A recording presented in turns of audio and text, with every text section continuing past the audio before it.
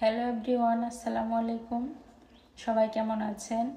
আজকে আমি দেখাবো দুর্দান্ত একটি রেসিপি, কুমড়া ফুলের পাকোড়া।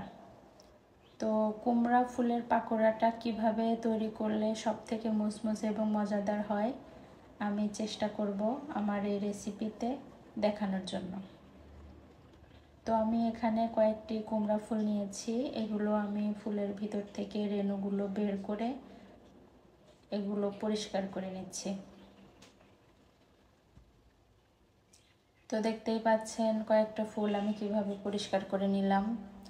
এই কুমড়া ফুলের মধ্যে অনেক সময় পিঁপড়া এবং পোকামাকড় থাকতে পারে। এগুলো একটু খুলে সুন্দর করে দেখে নেবেন এবং ফুলের রেণুগুলো ফেলে এভাবে একটু ফুলগুলো পরিষ্কার করে তারপর আমি এখানে যে পানি দিয়ে ধুয়ে নিয়েছি।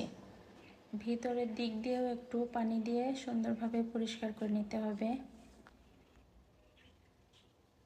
আমি এই যে পানিগুলো দিয়ে ধুয়ে নিয়ে ফুলগুলো এভাবে সুন্দরভাবে সংরক্ষণ করেছি।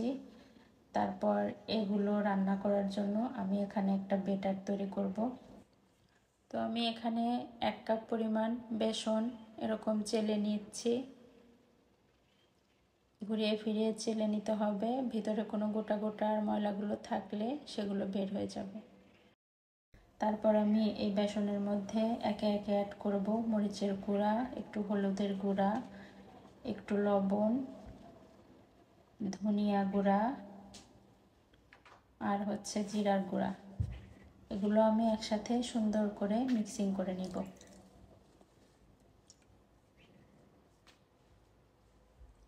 এগুলো মিক্সিং করা হয়ে গেলে তারপর আমি একটু একটু করে পানি অ্যাড করব।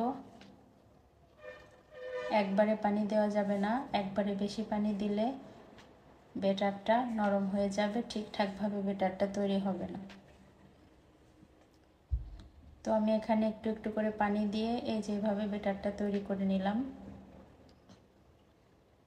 এ পর্যায়ে আমার ব্যাটারটা তৈরি করা হয়ে গেছে। এই যে অনেকটা ঘনও হবে না এবং পাতলাও হবে না, এমনভাবে ব্যাটারটা সুন্দরভাবে, ব্যাটারটা যত মিক্সিং করবেন ততই সুন্দর হবে ব্যাটারটা।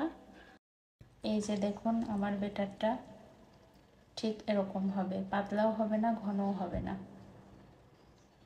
তারপর আমি এই যে ব্যাটারের মধ্যে ফুলগুলো এভাবে ডুবিয়ে তারপর আমি ভিতরের দিকেও যেন ব্যাটারটা ভালোভাবে যায় সেভাবে মিক্সিং করে নিয়েছি।